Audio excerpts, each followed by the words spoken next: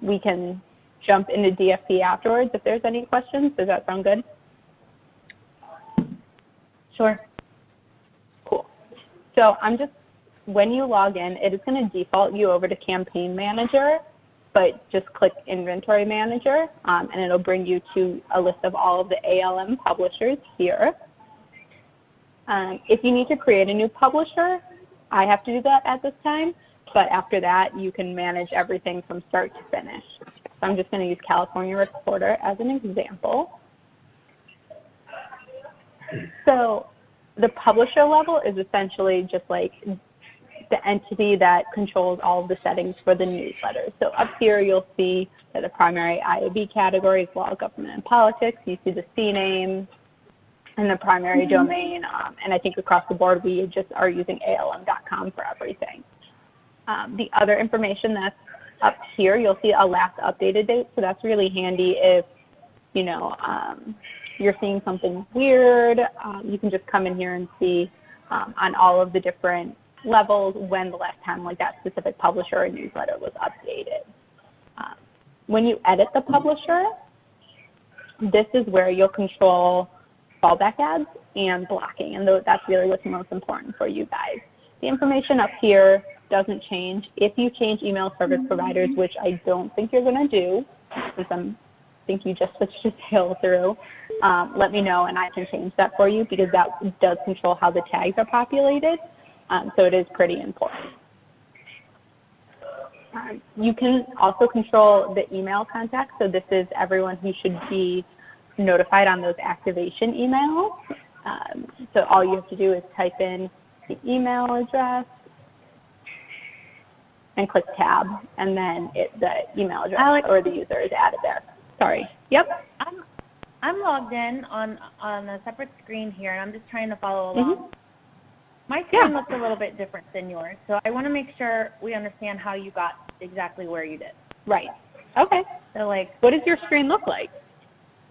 It's like more of an orange top, and I see analysis, trafficking, and inventory on the top. And I can, okay, so you know, is your URL lfm.liventent.com? Yes. Okay, so that platform is actually going away in about 2.5 weeks. So if you go to platform.liventent.com, you'll see what I'm seeing.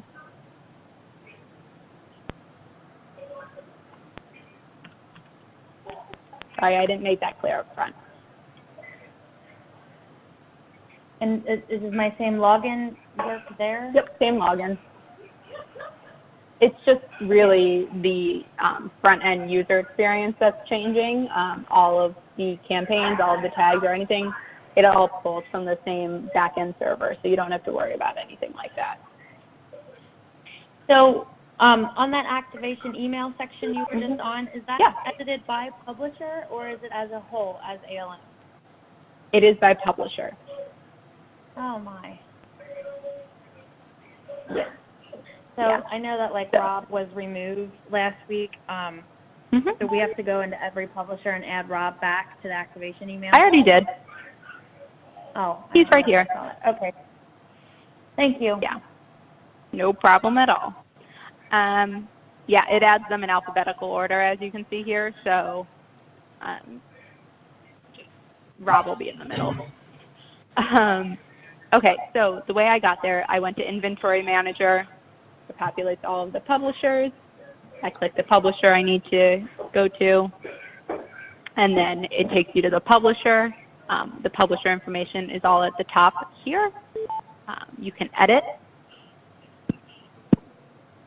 and then that takes you to this page here with the email contact. Any questions so far? I'll take silence as a no, so that's very cool. So fallback creative. For you guys, the only fallback creative that we'll need is the 300 by 250, and that's because the marquee units and the native units will collapse if there's no demand. So to add a fallback creative, it's really straightforward. You'll just upload a file, and I'm just going to upload a placeholder here. We'll just use this, even though, and then you'll put in the click URL here, and actually, let me see this. So for the most part, that's probably going to be an evergreen house ad of yours that goes to the specific publisher's domain. Just like that, and again, you only need to do the 300 by 250 ad unit. And this is actually one of the main reasons why we set up each publisher individually, is so that California Recorder has a fallback ad, Benefits Pro has a fallback ad, so on and so forth. Any questions about fallback ads? Okay. Yeah, sorry, I was on mute. I have a question. Okay.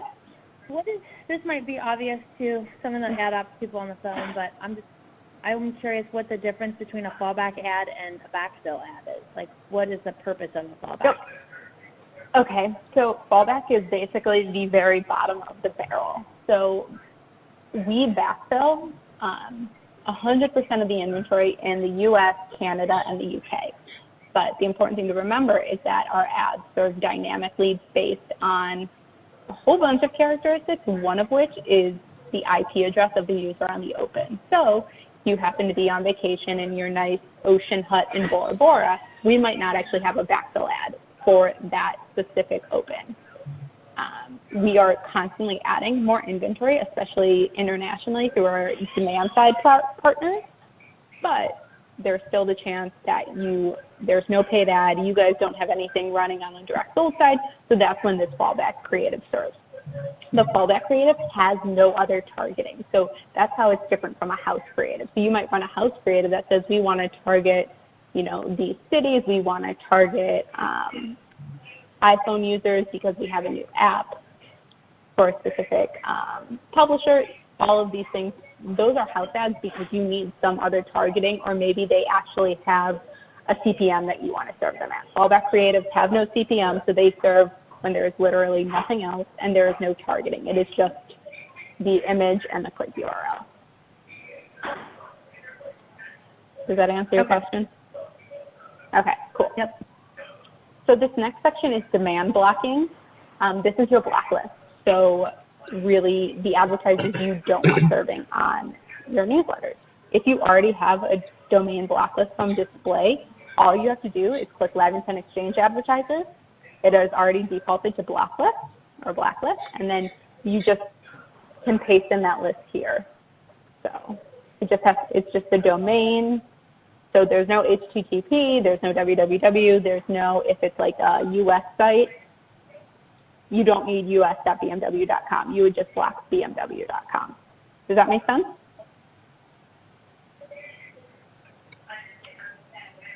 And then it's kind of a wash and repeat. Sorry? It does to me. Yeah, it makes sense. It's kind of a wash and repeat process here because this is for the liventent Exchange advertisers. That's anything that my sales team is selling. You'll also want to enter it again on RTB advertisers because that's anything coming in from our demand side partners, MediaMath, Trade Desk, so on and so forth. So you can just paste it in again, click add domains, and then you're all set and ready to go. This is the way we recommend blocking. We also have category blacklisting, so if you want to block a specific category of ads, you can do so. We just recommend doing so with caution because a lot of our ads are cross-listed. So American Express, you're totally cool with that running, but it's categorized both as personal finance and shopping because of the rewards program. So if you go through here and you're like, well, I want to block shopping because I don't want like consumer goods coming through, know that you're also blocking American Express. So if that's the case, then you want to use the domain blacklist here and actually block those individual like consumer good products on a domain level. Does that make sense? Cool. And then finally, you have your RTB settings, so you can actually control the floors for anything coming in from a DSP partner. So again, those are all listed here: Trade Desk, MediaMath, Criteo, so on and so forth. Essentially, it's pretty easy. You're either allow or block. We allow everything just as a default when we set everything up. Really, the only reason you would be blocking is if you didn't want any of this demand at all, which I don't recommend doing because we typically see higher CPMs coming in from these partners. So you'll leave that on. You can control your floor. By default, we start everyone off at 50 cents. Usually the CPMs come in a lot higher than this, usually $1 to $1.50. So we usually say wait 30 days, see where everything is coming in, and then you can start playing around with the floors. But across the board, this is how we have everything set up. The other thing that a lot of people have questions on is this transparency option. We do recommend leaving that on because if there's someone who's specifically looking to bid, they'll be able to find you. And again, that usually comes with higher CPMs as well. Any questions?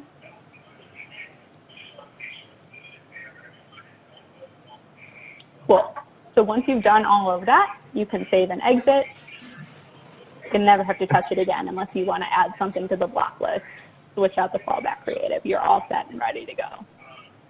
So this is going to save. And now I'll just show you how to create a newsletter.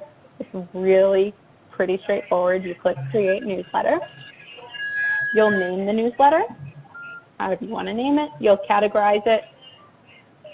For your guys' service, because of the way you're setting up the ads that get backfilled versus the ones that don't, I would actually recommend unchecking this box on the template level here, so on the kind of high-level card right here, and then doing the individual ad. Wait, that's interesting. They changed something overnight on me. This is the really fun part about creating a new platform sometimes. So you'll choose whether or not you want certain types of demand. Again, you'll have RTV settings on the newsletter level as well. You'll click Save and Exit.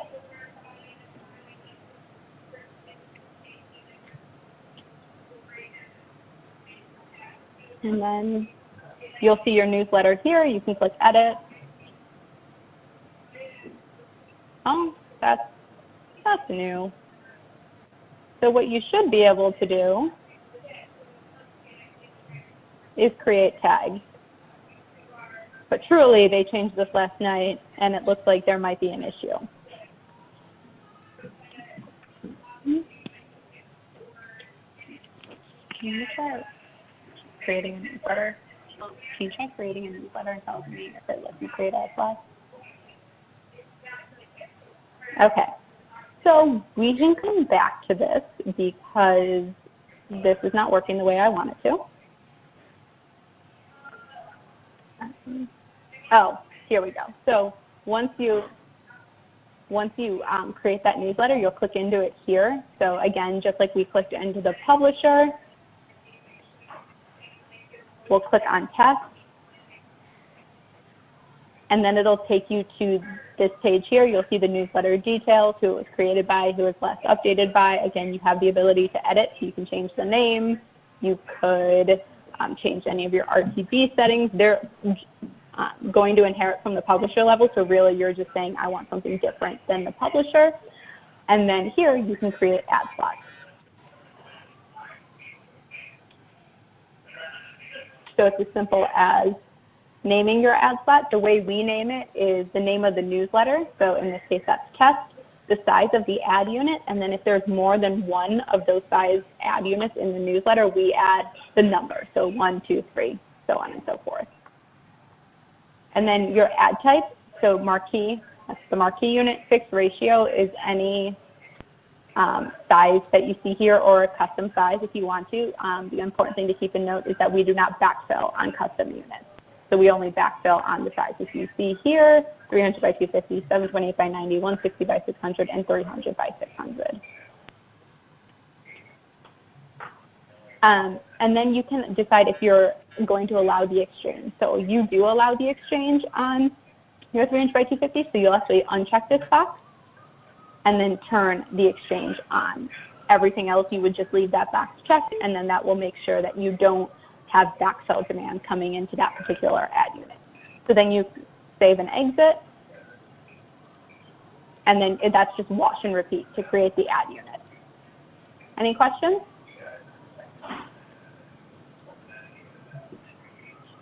Cool. Nope. So the only other thing here, off to the side here, we've only worked in the inventory section, we do have a forecasting tool that's coming. It is not ready yet, but you can see that we've already incorporated it into the UI. And then we have the reporting section. And reporting is really straightforward. You're just building a query. So you'll create new report. You'll name the report. You can either add all your publishers, at which point it's going to add all of the ALM publishers to the query, maybe. Or you can select publishers here. So you can say California Reporter, add publishers, and then now the report's only going to pull data specific to California Reporter. And then you scroll down here and you're essentially saying what you want in the report. So your report type is always going to be custom. Your query range, you can choose these dynamic filters, so week to date, quarter to date, yesterday, past 7 days, past 30, past 90 days, last month, or you can select a fixed date range. So if you're actually looking for data from February 1st to February 5th, you would select those dates here. If you do that, then you can't schedule the report to be sent to you. You can just download it as kind of a one-time only option. You can save the report, but you can't schedule it to be sent to you. To schedule a report, you have to use one of the dynamic date ranges, and that's just to make sure we're not trying to send reports that we can't constantly pull an updated date range on. Does that make sense to everyone? Cool. Your time granularity, the default should be all, so that's just what it just pulls the entire date range up to whatever your splits are, which are the next level, but you can also split by day, week, or month if you needed to. Your splits, so this is just how you want the data broken down by. So you want it broken down by publisher, by section ID, which are the individual ad units, template is the newsletter. And you can also break it down on the campaign side. So if you wanted to see all of the advertisers that ran on California Recorder over a specific period of time, you would select advertiser name, and then you'd be able to see all of those broken down that way. You can also add inexact splits. What that basically means is that we are using probabilistic modeling to figure out how many specific impressions you have in these areas. So that would be, you want to see how many impressions you have in New York City. You could select Metro, and then when you added your additional filters, you would then be able to say Metro, country, and region, location, include, select, type in New York.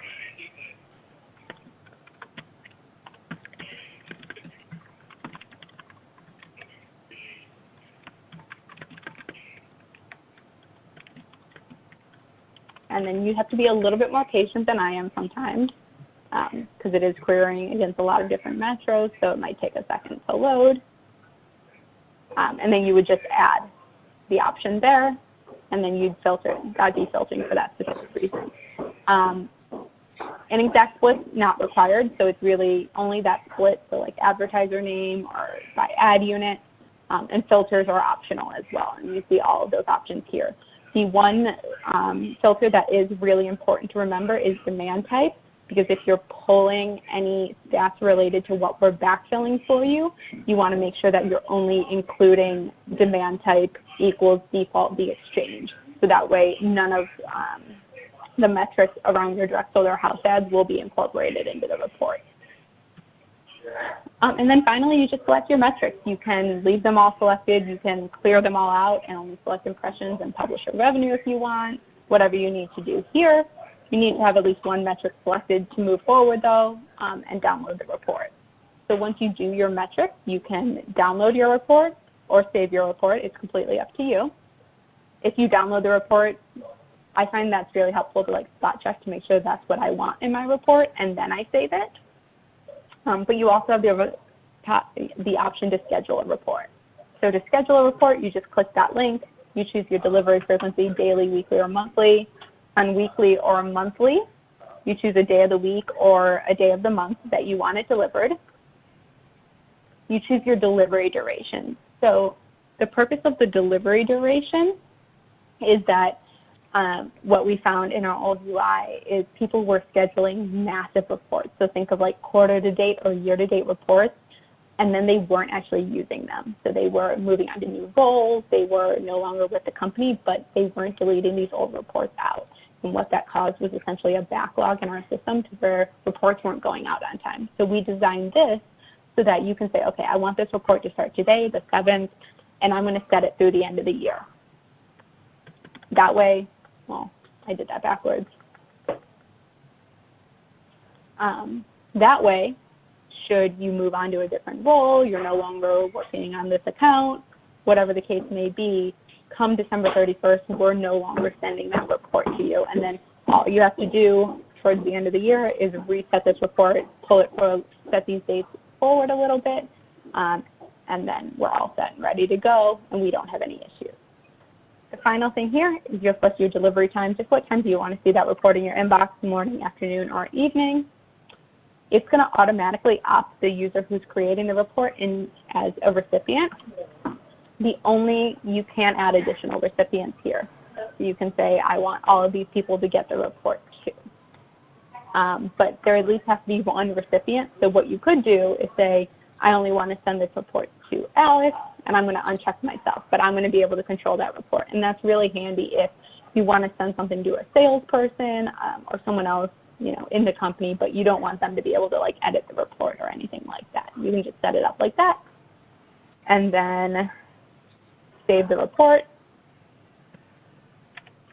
That will add the report to your main menu here, and then you'll see the report here. So anything pertaining to the newsletters, so that any campaigns you've served, anything like that will be, any direct sold or house campaigns you served will be under Inventory Manager Reporting. I'm going to delete this out. If you decide to do like an audience extension campaign or maybe a subscriber acquisition campaign down the road, then all of that data would be in Campaign Manager actually. But for the sake of time here, do you want me to jump over to DFP real quick?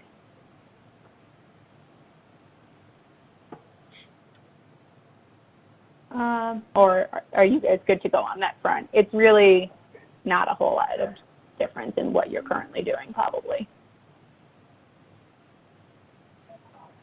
Well, the Your About team manages DFP, right?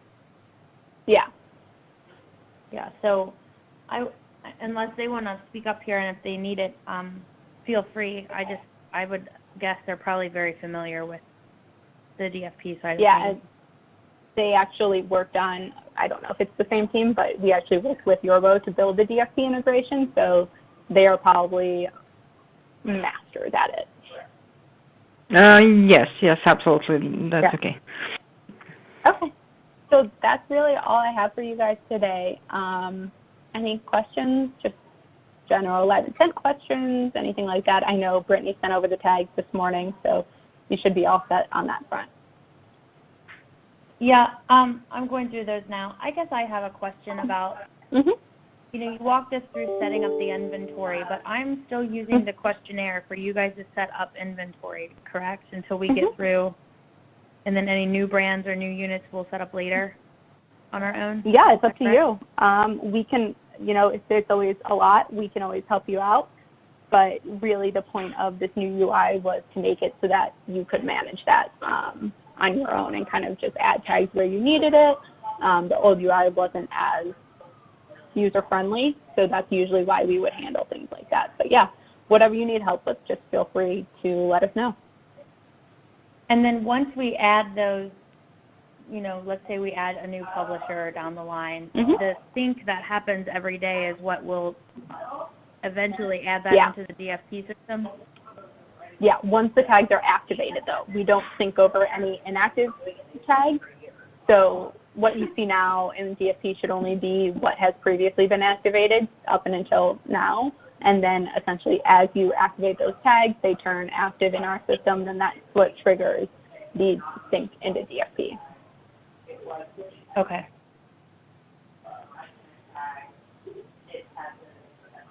I don't have any other questions. Ben, do you feel good about things? Do you have any questions on the recording? Yeah, I mean, it was pretty straightforward. I think, like all things, I'll need to get in there and play around with it to make sure it suits what we need. But We Yeah, I do, think, and also, sorry? I was just saying, as long as we can get something regular so we can try to compile the data to kind of ease the fact that we're having to go into two different systems to get metrics. Yeah, and like I said, you can set those reports up to be sent to you. So if you just want to like set up a revenue report that goes to you and shows all of your backfill impressions, you can set it and forget it. Well, within reason because of those delivery duration dates. We will need that in to compile for our programmatic calculations. Yeah, yeah, that'll be good. Yep. The one thing, this is a new system, so if anything appears wonky, it's not working the way it should, please let me know, or if there is anything you think of that you'd really like to see, let me know so that I can get that feedback over to my product team. Okay. Okay. If that's all, I will give you guys 15 minutes back. Great, thank you. Okay. Have a good rest of your day.